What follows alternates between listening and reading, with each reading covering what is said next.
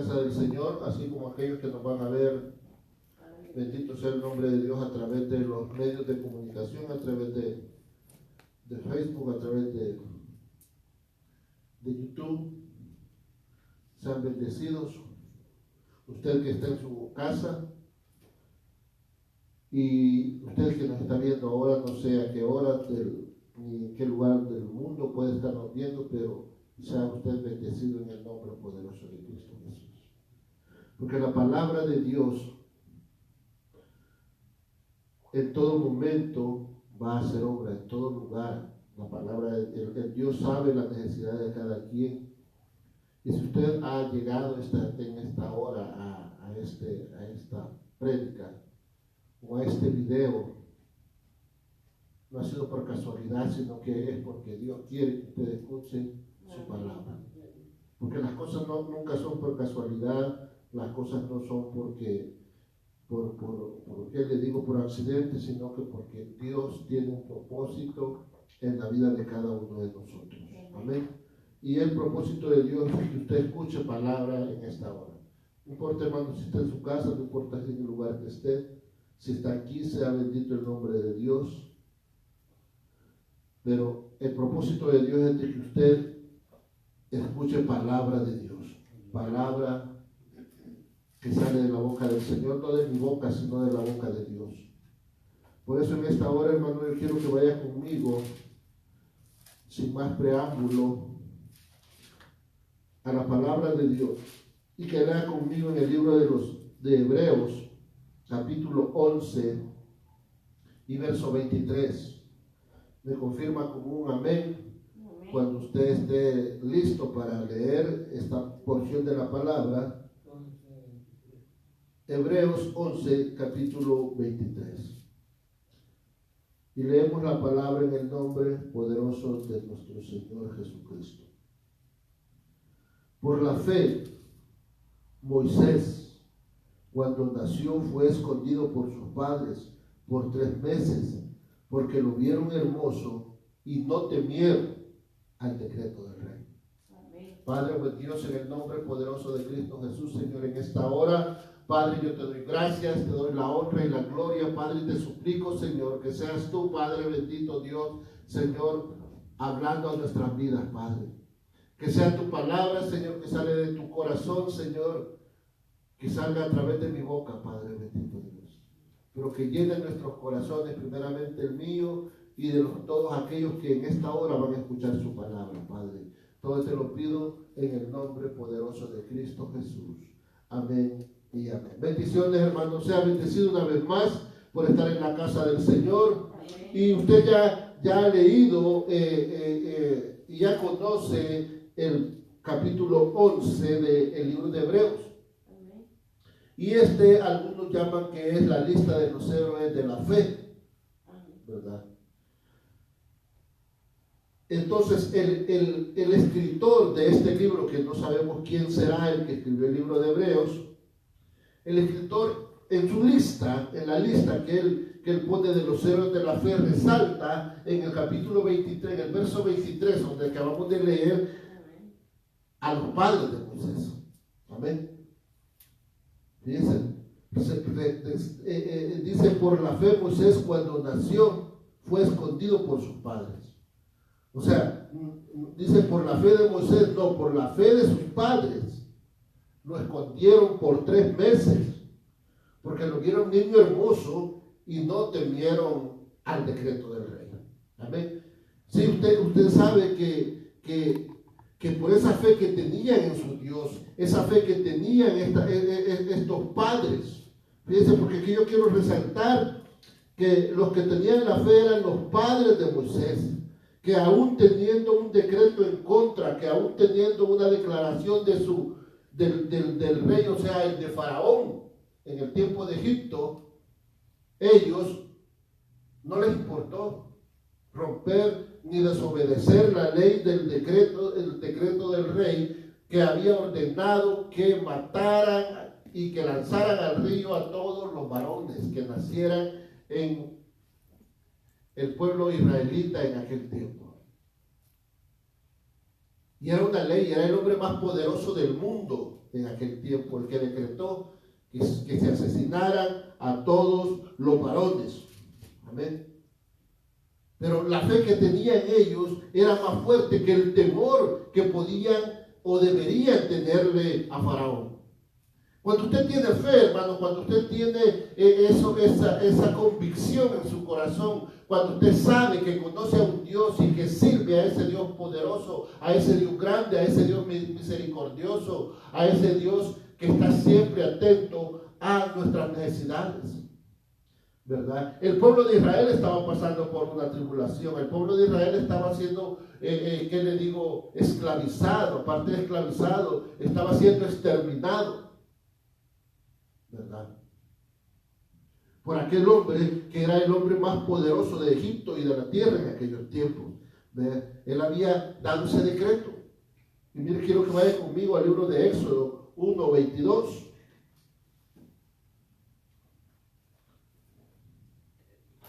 Libro de Éxodo 1:22.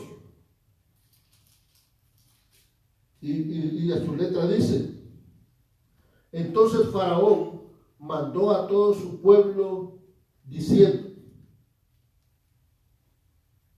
echad al río a todo hijo que nazca y a toda hija preservadle la vida. O sea, hermano, que todo hijo de los israelitas, todo varón que naciera, debería de morir. El faraón había condenado a muerte a todos los hijos varones del pueblo de Israel. Y aquí podemos observar, hermano, un plan orquestado. Aquí podemos observar un plan que hasta esta fecha todavía sigue en movimiento, todavía sigue en acción, todavía sigue ejecutándose ese plan que comenzó en aquel tiempo cuando Faraón ordenó matar a todos los varones, hijos de Israel. Amén. A todos los recién nacidos, hijos de Israel, a todos los que nacían, los niños que nacieran, iban a ser muertos. Estaban condenados a muerte desde antes de salir del vientre de su madre, y estaban condenados a muerte. Amén. Entonces, hermano, aquí había una condena, había un plan orquestado por el enemigo de Dios. Pero en realidad no me gusta decir el enemigo de Dios, porque si Dios tuviera enemigos, sería porque el enemigo sería tan fuerte como Dios, o más fuerte que Dios. Porque un enemigo va a ser enemigo de alguien a quien puede enfrentar. Y no hay nada en este mundo, ni en el cielo, ni en la tierra, que pueda enfrentar a Dios. Amén. Entonces, el enemigo sería mejor decir el enemigo del hombre o el enemigo de la humanidad. Amén. Porque el enemigo es enemigo de la creación de Dios, no de Dios. O sea, él en ningún momento va a poder tener el poder de enfrentar al Rey de Reyes y Señor de Señores, al Todopoderoso. Amén. Entonces, miren, aquí está el enemigo de la humanidad, orquestando un plan, comenzando un plan para impedir que nos nacieran las nuevas generaciones que servirían a Dios. Amén. Los siervos de Dios, el pueblo de Dios iba a nacer, y había que evitarlo de toda manera posible. Y Satanás comenzó a utilizar a Faraón, al rey de aquel tiempo, y así ha venido utilizando, hermano, muchos medios. Amén. Fíjense, lo podemos leer en el libro de Mateo 2 también, cuando Herodes, el rey de Judá, mandó a matar a todos los niños menores de 2 años en Belén y en todos sus alrededores. Amén. Siempre en la historia ha habido ese plan, ha estado en acción, ese plan para destruir las generaciones que van a servir a Dios, las generaciones del pueblo de Dios. Y aquí podemos darnos cuenta, hermano, que esta lucha o este odio hacia la humanidad ha estado constantemente, ¿verdad? Ha estado en acción, no se ha detenido. Esa acción ha estado ahí, ese odio, ese plan ha estado llevándose a cabo desde el principio de la humanidad. ¿Sí está conmigo? Ha estado ahí constantemente, en acción, generación tras generación. Siempre ha habido alguien que se ha levantado para querer destruir a las generaciones del pueblo de Dios. En todas partes. Por eso sacaron a los judíos, por eso mandaron a los cristianos, por eso Herodes se levantó a destruir a todos los cristianos. Dice la historia que es posible que haya matado 1 millón de cristianos en un corto tiempo y que llenó la vía Apia, o sea, la vía, una de las entradas principales a Roma, la llenó de hombres cristianos crucificados y les prendió fuego para que alumbraran en la noche. Dice que esa vía Apia tiene miles de kilómetros, es la más principal. Todavía existe una parte de esa vía Apia en Roma, pero dice la historia que llenó esa vía, esa calle la llenó con crucifijos. Deforestaron completamente Roma porque se acabaron todos los árboles para hacer y crucificar a tanto cristiano en aquel tiempo. Siempre ha habido un plan y siempre ha estado ese plan orquestado para destruir a los hijos de Dios. ¿Sí está conmigo? Y esta pelea, este odio, hermano, comenzó allá en el, ¿qué le digo? En el cielo. Este odio, esta pelea, este odio contra la creación de Dios, ¿verdad? Porque Satanás no puede ir en contra de Dios. Satanás tiene que obedecer a Dios porque Dios lo creó y tiene que hacerlo. Pero este fulanito, su odio es contra la creación de Dios. ¿Por qué? Porque cuando él fue creado, él quiso ser como Dios, ¿verdad? Él quiso ser como Dios, se sintió demasiado y quiso ser como Dios y quiso ser como su creador y quizás quiso ser hasta mejor que su creador, ¿verdad? Entonces ese odio se extendió también hasta en el huerto del Edén. Cuando Satanás engañó, ¿a quién engañó? A la mujer, ¿verdad? Fíjense, ahí hay una gran situación que va siempre condicionado con esa acción, con ese plan para destruir a la creación de Dios. ¿A quién engañó Satanás? A Eva.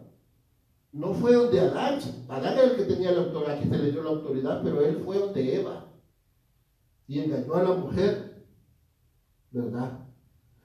Para que desobedeciera, ¿verdad? Para que desobedeciera a Dios, ¿verdad? Él quiso ser como su creador, pero como él no pudo ser, él inyectó ese veneno, ¿verdad? Ese deseo malsano, permítanme.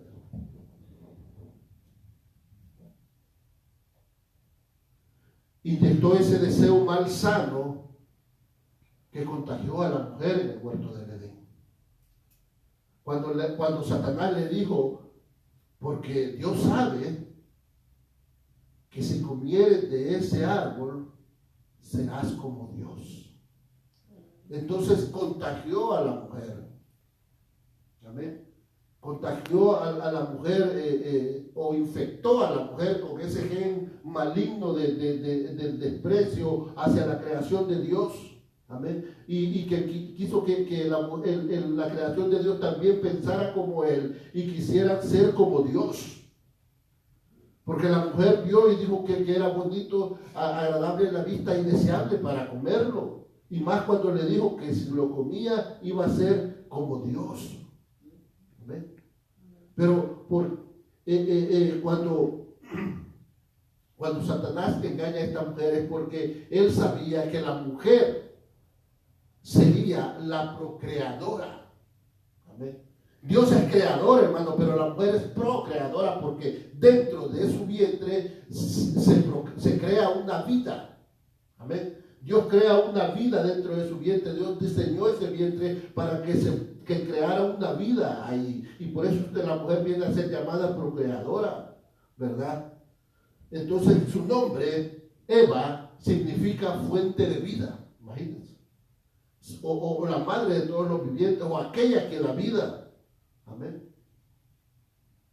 Porque por eso Satanás sabía que atacando a Eva, a él no le interesaba atacar a Adán, perdón, sino que a Eva, porque ella era la fuente de vida. Amén. Por lo que Dios castigó al hombre, a la mujer y a la serpiente por haber desobedecido, ¿verdad? Entonces, Satanás consiguió lo que quería, consiguió sacar al hombre del huerto del Edén, donde estaba seguro, donde había sido preparado para él, pero él, en su plan maléfico, consiguió lo que quería y logró sacar a la mujer. Y Dios tuvo que castigar al hombre, castigar a la mujer y castigar a la serpiente, y maldijo la tierra por la desobediencia del hombre. Pero note que él puso enemistad entre el hombre y la mujer. Vaya conmigo al libro de Génesis, ahí atrásito, 3:15.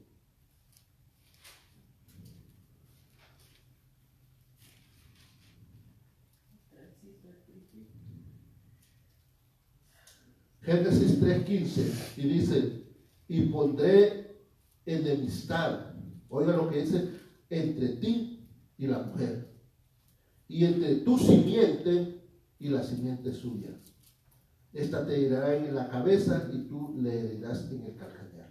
Eso es lo que iba a ver ahí. La simiente de la mujer iba a pisotear la cabeza de Satanás, a herirla, pero no a destruirla. Y la mujer, y la serpiente iba a alcanzar a morder su calcañar, a impedirle caminar. Amén. Fíjense, ¿sí está conmigo? Amén. O sea, hermano, mire que la mujer debería de ser enemiga de Satanás. La mujer no tendría que tener ninguna relación de amistad, porque dijo, pondré enemistad entre ustedes, nada de amistad, ¿verdad? Pero la mujer ya había desobedecido la primera vez en el huerto del Edén.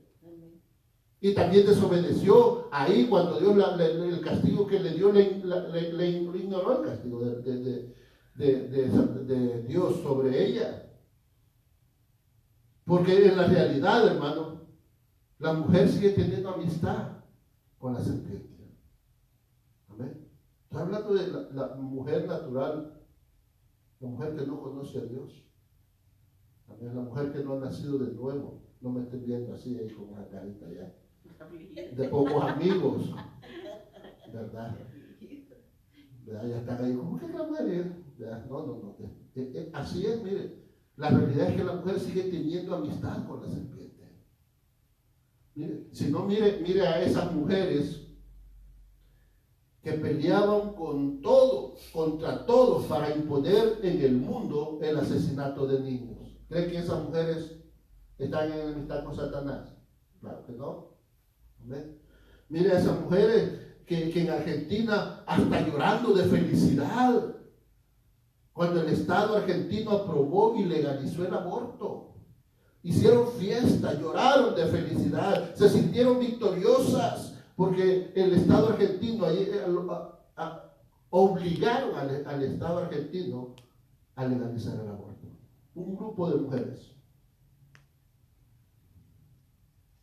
Las estrategias del reino de las tinieblas son variadas y muy sutiles, hermano, ¿verdad? Y en otros casos agresivas, como en el caso de estas mujeres, o en el caso de otros movimientos que se dicen movimientos para ¿qué le digo? Los derechos los derechos del hombre, los derechos de la mujer, pero se vuelven agresivos, violentos y que tienen que creer lo que ellos creen, y quien no lo cree como ellos creen son sus enemigos. Amén. Fíjense, llegan a ponerse hasta agresivos con tal de impedir que nazcan las generaciones que sirvan a Dios. ¿Sí está conmigo?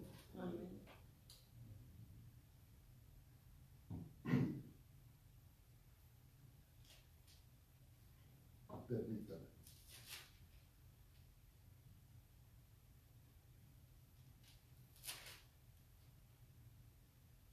Vamos ahí aquí donde estamos ahí. Ahí ya tengo confundido. Ahí mismo donde estamos Génesis. Estaba pensando otra cosa acerca de lo que estoy hablando. Pero Génesis 16, 3:16, ella lo que dice. Y a la mujer dijo Dios, multiplicaré en gran manera los dolores en tus preñeces, con dolor darás a luz los hijos, y tu deseo será para tu marido, y él se enseñoreará de ti. O sea, hermano, que parece que la mujer habría podido dar a luz a sus hijos sin dolor, ¿verdad? Si hubiera permanecido obediente ahí en el huerto del Edén. Si hubiera permanecido obediente a la voluntad de Dios, esta mujer hubiera podido dar a luz sus hijos sin dolor, porque Dios la castiga con esa situación, que ahora cuando va a parir un hijo tiene que dolerle. Amén. Aumentaré tus dolores de las preñeces, multiplicaré, perdón, en gran manera los dolores en tus preñeces. O sea que les iba a doler, pero poquito, ¿verdad? Y ahora resultó que los aumentó en gran manera los dolores para que la mujer sufriera y le doliera, o sea, cada hijo que iba a tener. Amén. ¿Para qué? Para que amara a su hijo, porque todo aquel que te cuesta, todo lo que te cuesta, lo aprecias, ¿verdad? Pero al revés, ¿verdad? Al revés, las mujeres de este siglo ya ni quieren sentir dolor, porque ahora ¿qué hacen? Cesárea. No quieren sentir dolor, que desobedecen, no les interesa la voluntad de Dios. Fíjense, ahora las mujeres prefieren hacerse cesárea y así no sienten dolor. Se las anestesian y pum, le sacan al niño y ya murió, feliz y contento. Esa es una desobediencia, ir en contra de la voluntad de Dios. Y dice que el deseo de ella sería para su marido y él se enseñorearía de ella. O sea que dice aquí que el marido iba a dominar a su mujer, ¿verdad? O que su voluntad estaría sujeta a la voluntad del marido, ¿verdad? Porque recuerde que así Sara llamaba a Abraham, no le decía mira viejo, le decía mi señor, ¿verdad? Le decía mi señor. Así llamaba Sara a Abraham, mi señor, ¿verdad? Pero ahora el feminismo ha puesto al hombre bajo la voluntad de la mujer. Ahora que la mujer puede decir un montón de mentiras del hombre y le creen, pero el hombre no puede decir nada en contra de la mujer, ¿verdad? Otra desobediencia de la mujer contra Dios, porque Dios mandó que la mujer estuviera sujeta a su marido. Amén. Que la mujer estuviera sujeta a su marido, no que sujetara a su marido, ni que obligara a su marido, sino que la mujer, esa es la ley de Dios, es la voluntad de Dios. Pero mire, veamos 1 Timoteo 2:14.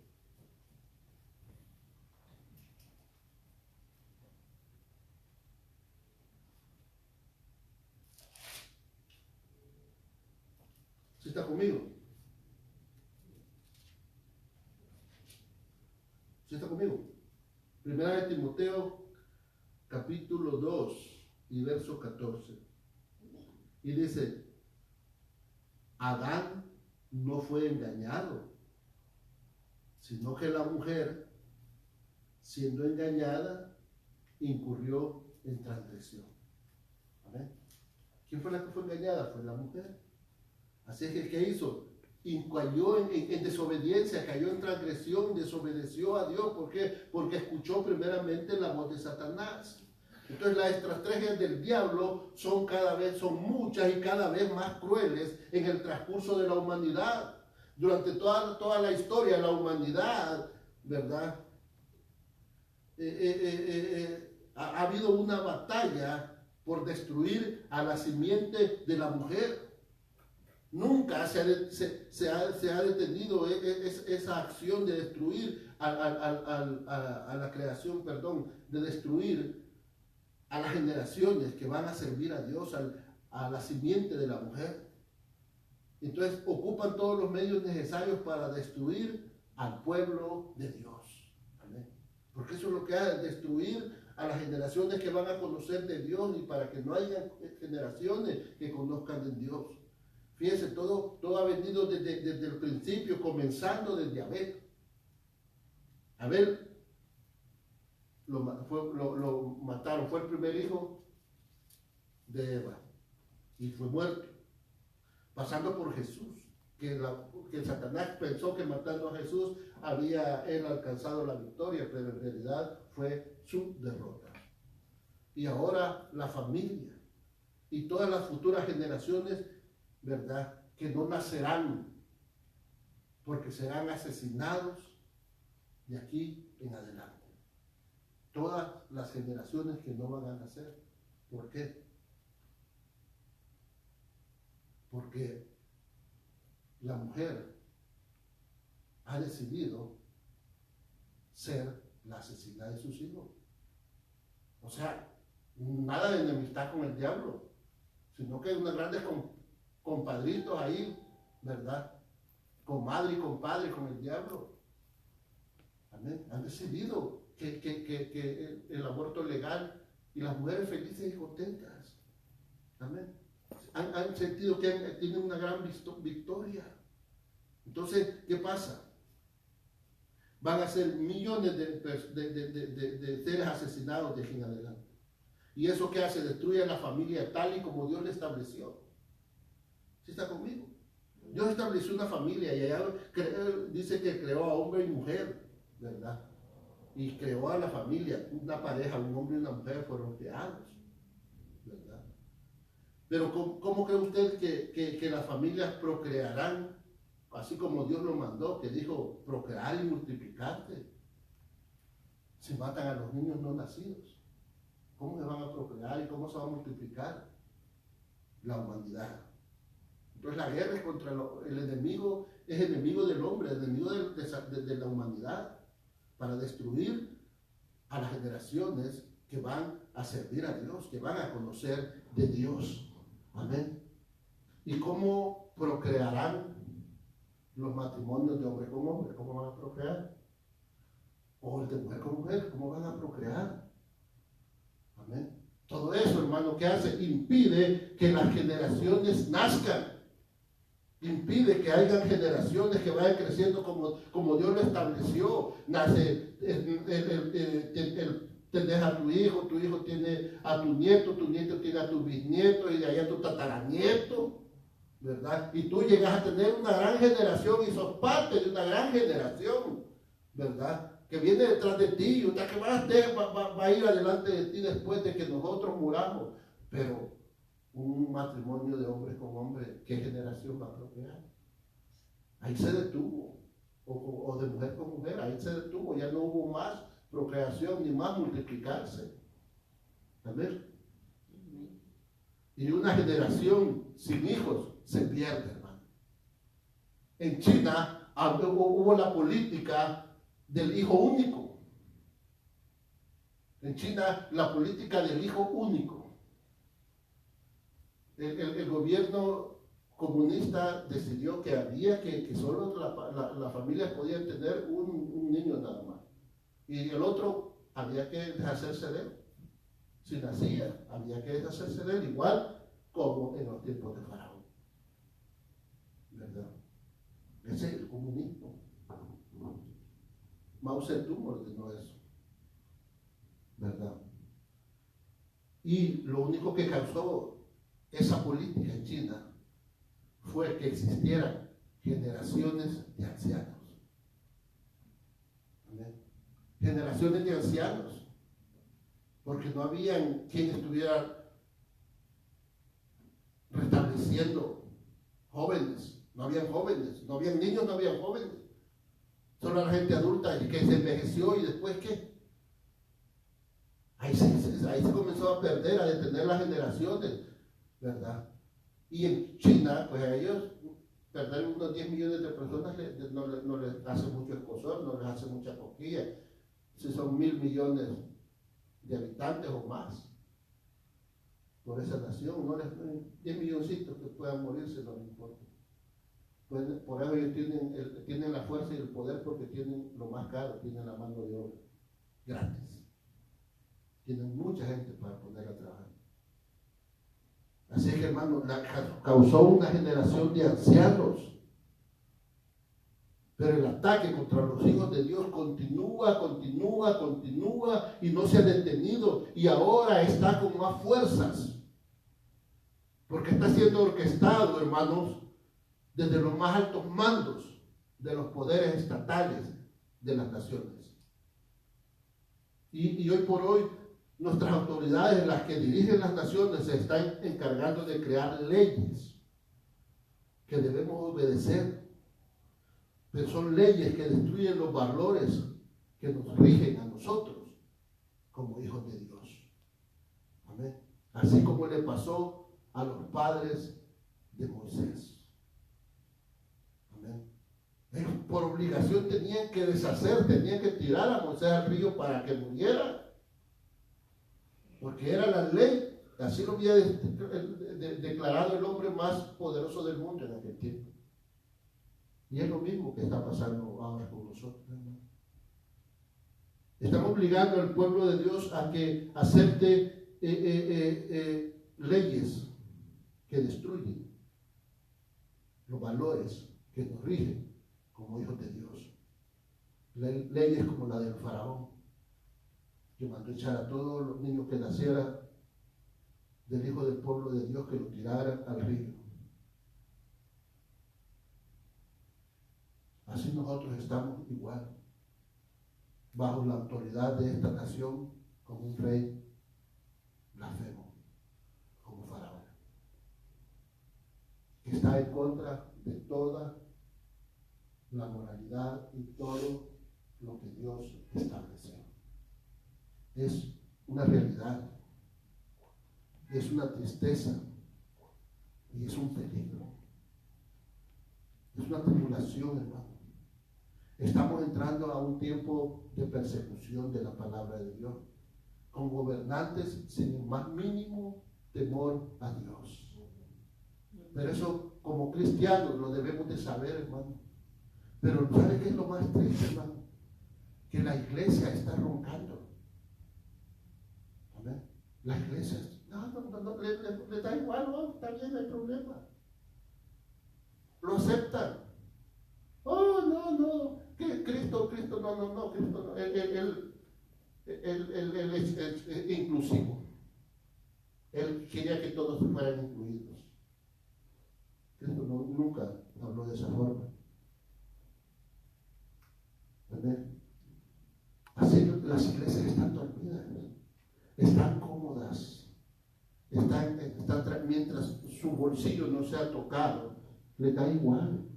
Siguen haciendo cosas que no deben de hacer y practicando herejía y practicando doctrinas que no te enseñan el temor a Dios, que no te llevan a que veas la realidad de que estamos entrando en una persecución y no la vamos a poder detener. Amén. Pero si nosotros sabemos, estamos prevenidos, sabemos cómo actuar, así como lo hicieron los padres de Moisés. Durante 3 meses tuvieron a Moisés escondido. Imagínense. Es necesario que nosotros como iglesia mantengamos nuestros principios y enseñemos nuestros principios y valores establecidos en la palabra de Dios. No podemos dar un paso atrás y permitir todo lo que el mundo quiere que nosotros aceptemos. Hermano, nosotros tenemos que siempre poner la palabra de Dios antes que cualquier otra cosa. Es difícil, sí, hermano. Es difícil y toda la historia del cristianismo ha sido difícil para los cristianos. Desde su creación, desde la gente que ha buscado de Dios, siempre le ha tocado difícil, hermano. Amén. Porque, oigan, hermano, la iglesia, yo el domingo el viernes les decía que no, que la carta de los Corintios nos enseñaba algo de todo lo malo que hacían esas gentes, nos enseñaban algo bueno, que no hay iglesia perfecta. Amén. Pero eso no quería decir que nosotros no íbamos a buscar la perfección, ni íbamos a buscar la santidad, ni íbamos a buscar la justicia. No somos perfectos, sí, hermanos, no somos perfectos. No somos santos tampoco, hermanos, somos santos.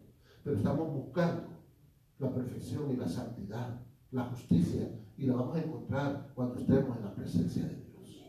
Amén. ¿Se está conmigo? Nosotros, hermanos, como iglesia, nosotros tenemos que mantener nuestros valores. Tenemos que mantener nuestros valores y tenemos que enseñar los valores que la palabra de Dios nos establece. Pero muchas iglesias no, les da igual. Les da igual, ellos siguen haciendo las cosas y no, pues no se metan con ellos, aceptan todo. ¿Verdad? Pero hermano, ¿sabe qué es lo triste? Que los que piensan de esa forma, ¿verdad? Los que piensan como esa ideología de género, los abortistas y todas esas cosas, no es ni el 20% de la población mundial. O sea, hermano, que el 80% de la población mundial no está de acuerdo con esas cosas. Si usted sale a la calle y le pregunta a cualquiera si está de acuerdo en legalizar el aborto, la mayoría le va a decir que no. Pero entonces, ¿por qué esos movimientos tienen tanto pegue y por qué logran tanto? Una, porque están financiadas por gente que tiene muchísimo dinero. Y el dinero mueve montañas, aunque no lo crean. Amén. Y segundo, y lo más importante, es que la gente no dice nada. Que la gente solo dice, oh, wow, qué feo eso, pero no dice nada, no se queja, no se levanta, mientras los otros andan haciendo grandes escándalos así por cualquier cosa. La gente que no está de acuerdo en eso simplemente no hace nada. Simplemente no se levanta y no dice y no establece su posición, como quien dice, no, a nosotros no nos gusta. ¿Cómo es posible que el 20% domine a un 80%? Porque la gente no hace nada. Por eso leí en algún lugar un pensador hablando acerca de lo que sucedió y lo que sucede cuando nosotros nos acomodamos. Dice que en los tiempos de la guerra, allá en Europa, cuando la Segunda Guerra, y comenzaron la persecución a las minorías, dice que llegaron a llevarse primero a los gitanos, y él no dijo nada porque no era con ellos. De ahí comenzaron a llevarse a las personas incapacitadas, y él no dijo nada porque no era con él. De ahí comenzaron a llevarse a los que no pensaban, políticos que no pensaban como pensaba el gobierno de ese momento. Y él no dijo nada porque no era con él. Y después llegaron a llevarse a los judíos, y él no dijo nada porque no era con él. Y por último llegaron y se lo llevaron a él. Y no hubo nadie que dijera nada, porque ya todos se lo habían llevado. Amén.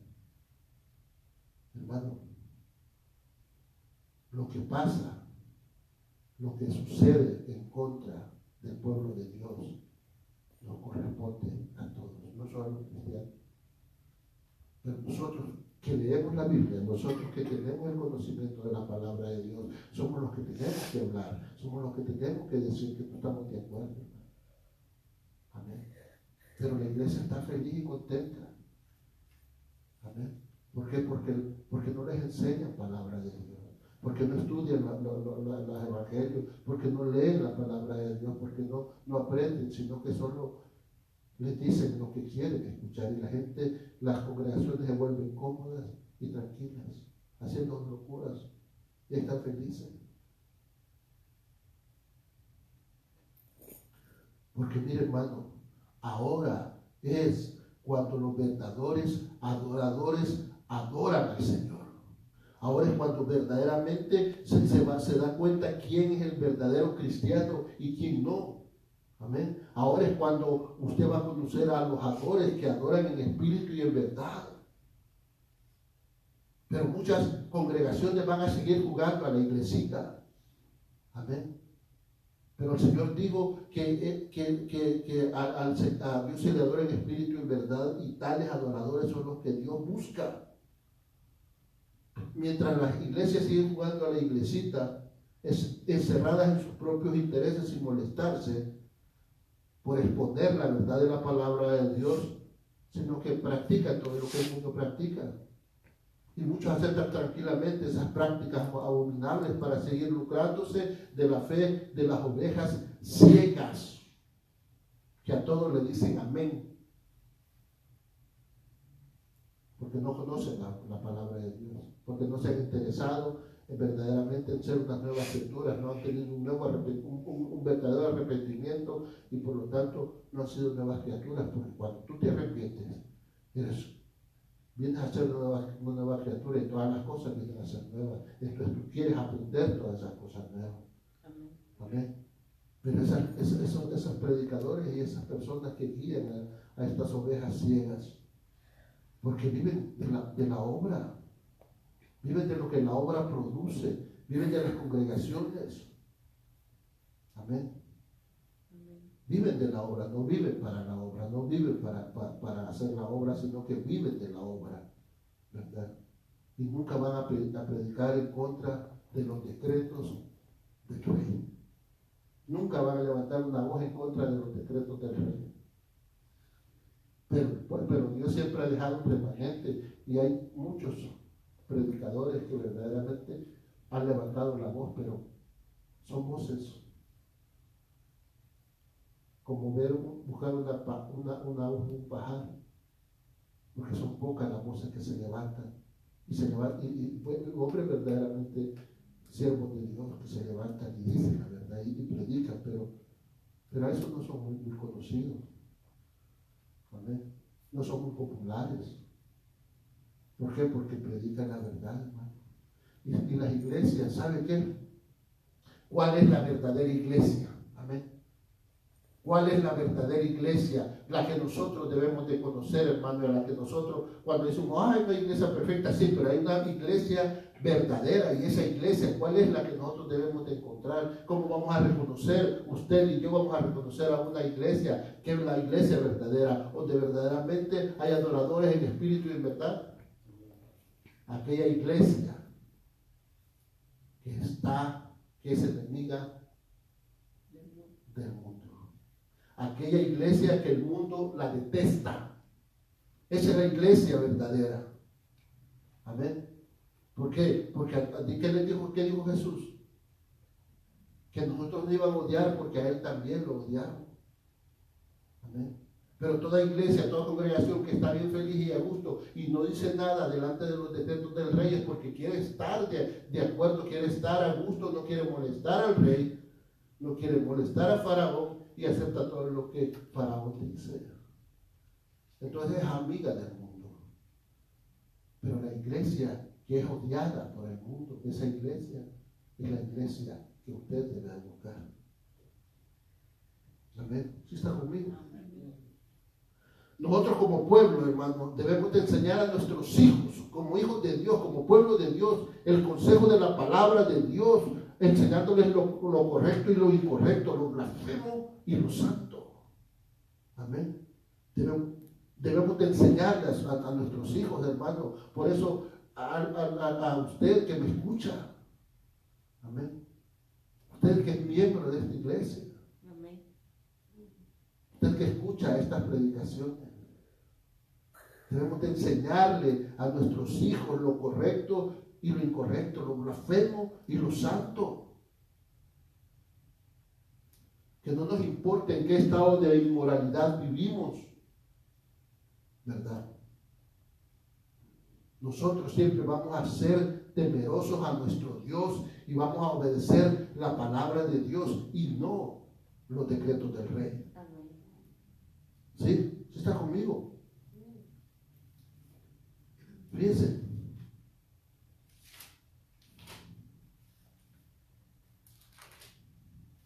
Es interesante que los padres de Moisés, ambos pertenecían a la tribu de Leví. ¿Sí está conmigo? Mire, Éxodo capítulo 2, verso 1. Dice, un varón de la familia de Leví fue y tomó por mujer a una hija de Leví. ¿Sí está conmigo? Fíjense, la tribu de Leví era la que después se convertiría en la tribu sacerdotal, donde el primer sacerdote iba a ser a Aarón, hermano de Moisés. ¿Está conmigo? Fíjense, y esto es necesario que nuestros hijos sepan que cuando se casan o se casen, debe de ser con alguien que sea temeroso de Dios, ¿verdad? Que en cuanto a fe y a la visión y a la pasión por Dios, sea un hombre pegado a la voluntad de Dios. Amén. Que nuestros hijos se casen con jóvenes y con varones y con hembras, pero que sea, si te casas con si tu hija se casa con su esposo, que sea un esposo temeroso de Dios, que tengan los principios bien fundamentados en la fe, en la visión y la pasión por Dios. Así como si tu hijo, cuando tu hijo se case con su esposa, que su esposa sea una mujer con las convicciones temerosa de Dios. Amén. Con el respeto a Dios, con la fe y con la visión y la pasión para Dios. Eso es lo que nosotros debemos de enseñarle a nuestros hijos. Por eso Pablo dijo que no nos uniéramos en yugo desigual. Amén. Y aquí, hermano, un varón de la familia de Leví fue y tomó por mujer a una hija de Leví. Y la que concibió y dio a luz a un hijo, y viendo lo que era hermoso, le tuvo escondido 3 meses. Aún desobedeciendo a la voluntad del rey, a los decretos del rey. Por eso en Hebreos están reconocidos como los héroes de la fe. Amén. Porque ellos tuvieron fe, ellos creyeron en Dios, ellos sabían que había un propósito en lo que estaban pasando y lo que estaba sucediendo. Había un propósito que ellos tuvieran un hijo aún en contra de los decretos de Faraón. Y aún sabiendo que podían ellos morir. Pero ellos tuvieron a su hijo y lo escondieron por 3 meses. Claro, ¿verdad? Que dice que vieron que era hermoso. Claro que un padre va a ver, a todos sus hijos los va a ver hermosos. Pero hasta ahí todo está bien y perfecto.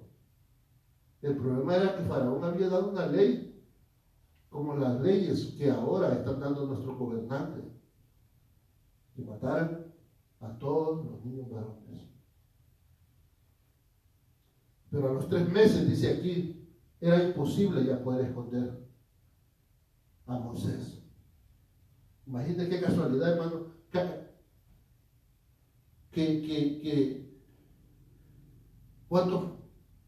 a los cuántos meses comienza un bebé a hacerse notar en la panza de una mujer. A los 3 meses, imagínate, ya imposible esconderlo. A Moisés a los 3 meses es imposible esconderlo. Y él que había nacido, pero 3 meses era imposible. Hermano, y una mujer embarazada a los 3 meses es imposible que esconda su barriga, porque comienza a crecer y no va a poder decir que no está embarazada. Amén. ¿Sí está conmigo? Amén. 3 meses entonces se mata, ¿verdad? Entonces ya no pudieron ocultarlo, ya no pudieron ocultar a Moisés. Imagínense, hermano, qué fue lo que experimentaron estos padres. Por un lado, experimentaban gozo, felicidad porque tenían un hijo, ¿verdad? Y un hijo debe de traer, ¿qué? Felicidad a sus padres. Amén. Una madre debe sentirse dichosa, feliz de que va a tener un hijo. Pero por el otro lado, estos padres tenían el miedo y la angustia del decreto del Faraón, que ordenaba matar a su hijo. Pero ellos tuvieron que esconderlo y tuvieron que luchar porque sabían que había un propósito en la vida de este niño y en la vida de ellos. Había un propósito en la angustia y en la situación, en la esclavitud y en la persecución que estaban ellos viviendo en aquel tiempo. Amén. Fíjense, a nosotros nos falta poco para estar en una situación como esa, cuando vamos a ser perseguidos y esclavizados. Pero Dios tenía un gran propósito para su pueblo. Y ese iba a ser aquel que iba a sacar al pueblo de Israel de la esclavitud. Dios iba a través de este joven, de este niño, esta criatura, iba a rescatar al pueblo de Israel. Y eso es lo que usted y yo debemos saber, amado hermano, que Dios siempre va a cumplir sus propósitos en nuestras vidas, amén, de una o de otra forma, ¿verdad? ¿Por qué? Porque Él es quien quita y pone reyes. ¿Sí está conmigo? Él es quien quita y pone reyes.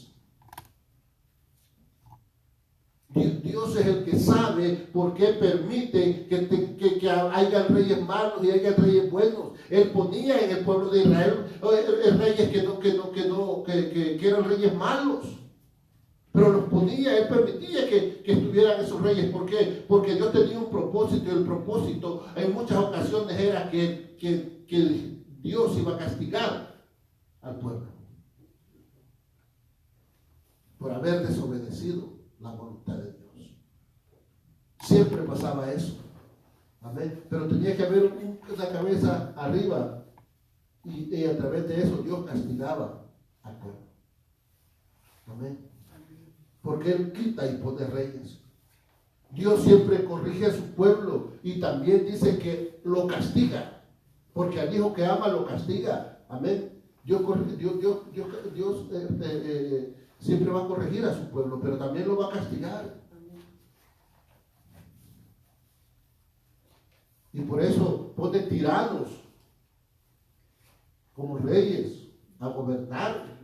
¿Por qué? Para castigar a los que se oponen a su voluntad. ¿Sí está conmigo? Génesis 15.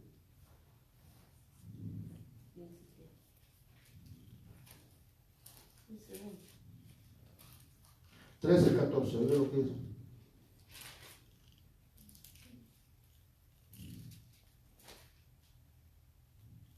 ¿Sí está conmigo? Dios todo lo hace con un propósito. Y ahora nosotros estamos viviendo esta situación porque Dios tiene un propósito. Dios quiere despertar a este pueblo, quiere despertar a su pueblo, quiere despertar a su iglesia, que se ha quedado dormida, que se ha quedado acomodada y que no quiere salir de su zona de confort. Mire, Génesis 15, 13, 14. Entonces dice, Jehová dijo a Abraham, ten por cierto que tu descendencia morará en tierra ajena y será esclava ahí y será oprimida 400 años. Mas también a la nación a la cual servirán juzgaré yo. Y después de esto saldrán con riqueza. Amén. En estas situaciones, hermano, es cuando los verdaderos creyentes salen al frente, salen a dar la cara. Los verdaderos cristianos, los que verdaderamente son temerosos de Dios, porque son los que se paran en la brecha, hermano, para proteger al pueblo de Dios. Oh, no, ay, es que hay que pararse en la brecha, pero usted sabe lo que es pararse en la brecha. Usted entiende lo que es pararse en la brecha. Pararse en la brecha era que cuando el enemigo rompía o botaba el muro, se hacía una brecha en el muro desde la ciudad, que el enemigo estaba atacando, golpeando con todo. Amén. Y se abría esa brecha, entonces venían los soldados y venían y se paraban en esa brecha para impedir que el enemigo entrara a la ciudad. Y cada soldado que iba poniendo en la brecha iba muriendo y se ponía el otro enfrente y ahí se moría y se ponía el otro enfrente, a tal grado de que la brecha se cerraba con los cuerpos de los que se ponían en la brecha. Amén. Eso era lo que sucedía, pero ay, bien fácil, ay no, pararnos en la brecha. Ahora es que hay que pararnos en la brecha. Ahora es que hay que pararnos en la brecha hoy. ¿Por qué? la iglesia va a entrar en un tiempo más duro que el que estamos viviendo. Amén. Tenemos que estar despiertos. ¿Sí está conmigo? Aquí es cuando los verdaderos creyentes van a salir, ¿verdad? A pararse en la brecha. ¿Por qué, hermano? ¿Por qué puede hacer un verdadero creyente? Porque no es en su fuerza, sino que es en la fuerza de Dios. Dios nos da la fortaleza para resistir. No hay que tener temor a Dios, pero ¿qué pasa? Si a ti no te predican estas cosas, si a ti no te advierten esto, no te enseñan estas cosas, ¿cómo vas a saber actuar?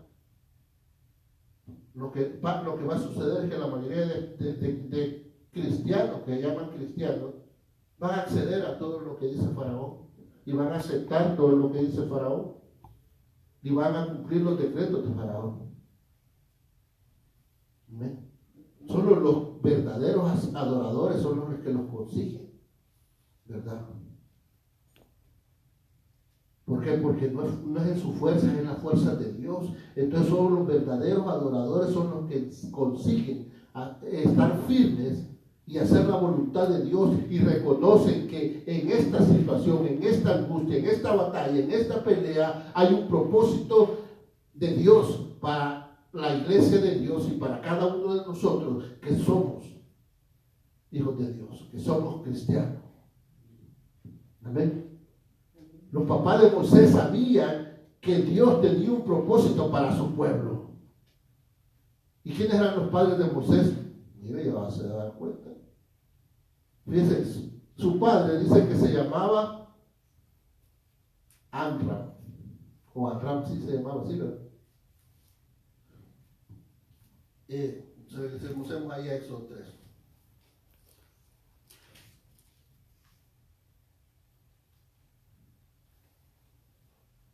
Fíjense.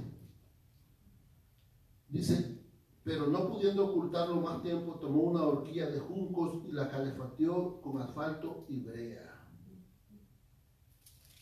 Fíjense. ¿Para qué? Para tirar a Moisés al río. Fíjense, ¿quiénes eran los padres de Moisés? Eran levitas para comenzar. Su padre se llamaba Amram y ese nombre quiere decir gente exaltada.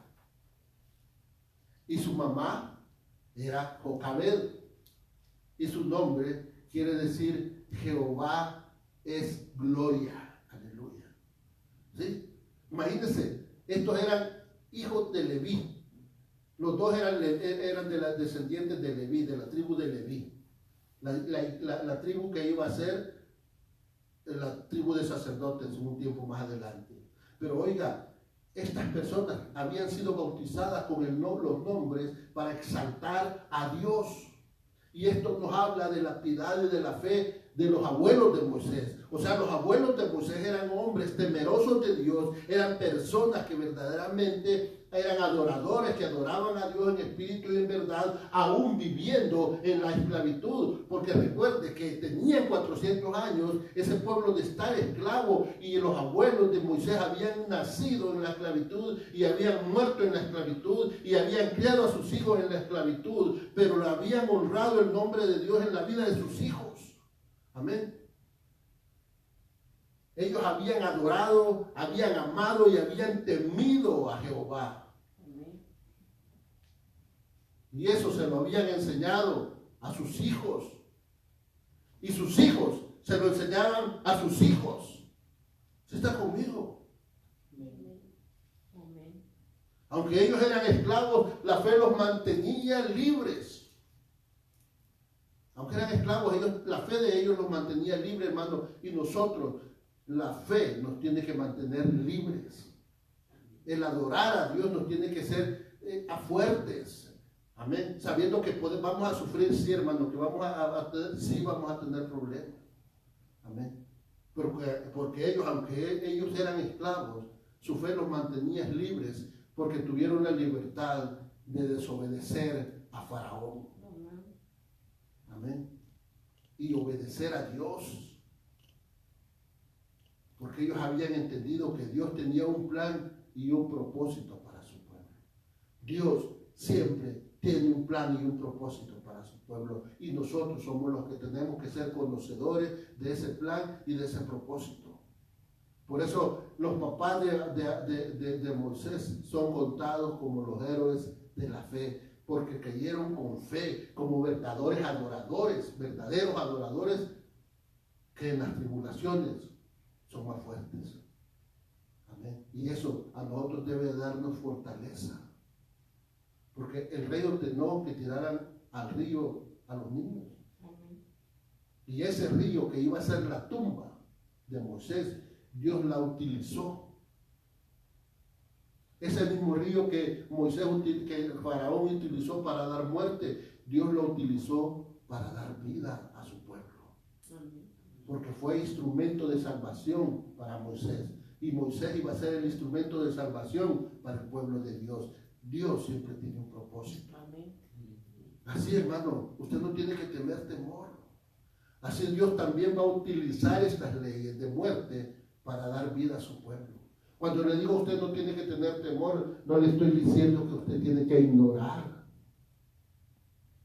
sino que lo que tenemos que hacer, hermano, es estar firmes, mantenernos firmes, que aunque vivamos en una generación maligna y perversa, en una generación inmoral y pecadora, en una generación sucia y puerca, nosotros vamos a mantenernos firmes en los valores y principios espirituales que Dios estableció desde el principio para su pueblo, porque usted es un pueblo de Dios. Amén. Amén.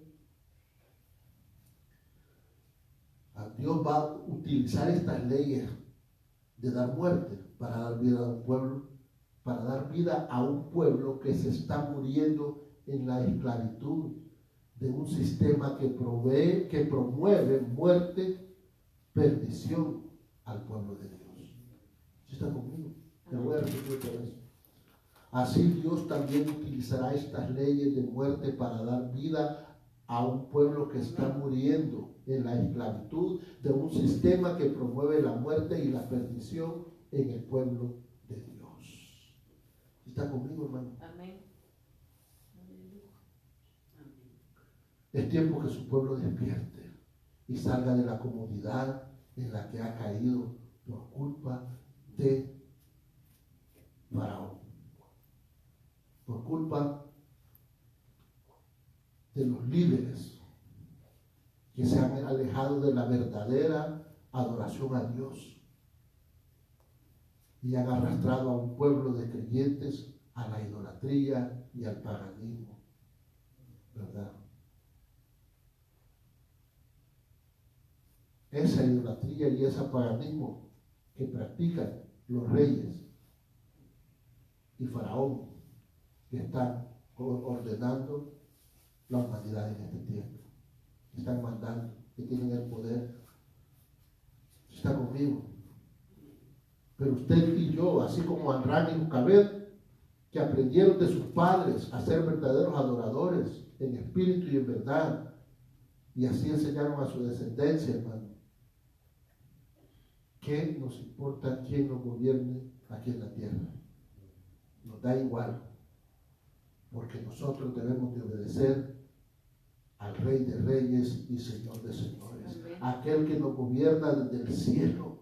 Amén. A Jehová de los ejércitos, al único Dios, a ese al que nosotros obedecemos, porque Él nos gobierna desde el cielo. Cuando le dijeron al Señor, tú eres rey, y el Señor dijo, dijo el Señor, tú dices que yo soy rey, ¿verdad? Si yo fuera rey de este mundo, vendrían todos mis ejércitos, pero yo no soy rey de este mundo, yo soy rey de un reino que tú no conoces. Amén. Vendrían ángeles. Así es, hermano. Por eso Dios es el que quita y pone reyes, así como pone buenos reyes, también pone malos reyes. Para que los verdaderos adoradores den un paso adelante y digan, heme aquí, Señor, aquí estoy dispuesto a honrarte. Aunque el mundo se esté cayendo a pedazos, dispuesto a darte la gloria aunque todo el mundo te abomine, dispuesto a servirte aunque nadie quiera servirte. Ahí estamos nosotros, hermanos. Aún en medio de toda la abominación que se nos viene encima, ahí está usted y estoy yo. Aún en medio de todo lo malo,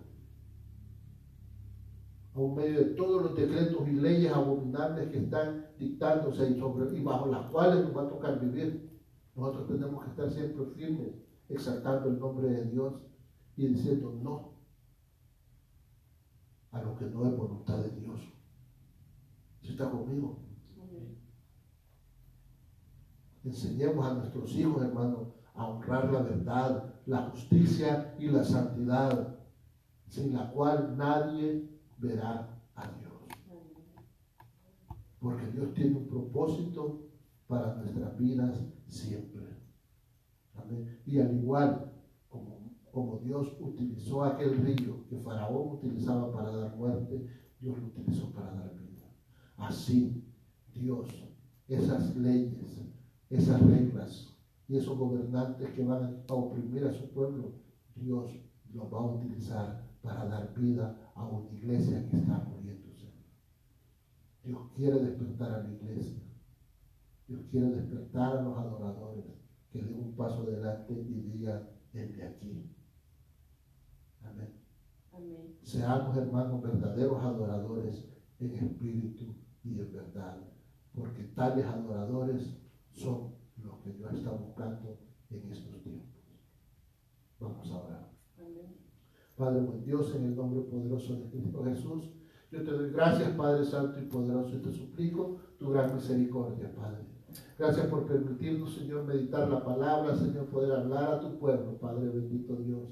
Y a todos aquellos que van a recibir este mensaje, que sean bendecidos, los que oyeron, los que vieron, Señor Santo y poderoso, los que están con nosotros en este lugar, sean bendecidos en el nombre poderoso de Cristo Jesús. Que esta palabra haga rema en tu corazón, que esta palabra te invite y te mueva, bendito Dios, Señor, a mantenerte firme en los valores morales y espirituales que Dios nos ha enseñado. Los valores que Dios nos mostró y los valores en los cuales tú y yo debemos de vivir siempre arraigados en nuestros corazones, Padre. Que no importa que el mundo se caiga en 1000 pedazos, Señor. Que no importa que vivamos en una generación maligna, perversa y abominable, bendito Dios. Tú y yo siempre vamos a adorar al Rey de Reyes y vamos a respetar la ley del Dios Todopoderoso. Que el Señor te bendiga. Bendiciones, bendiciones.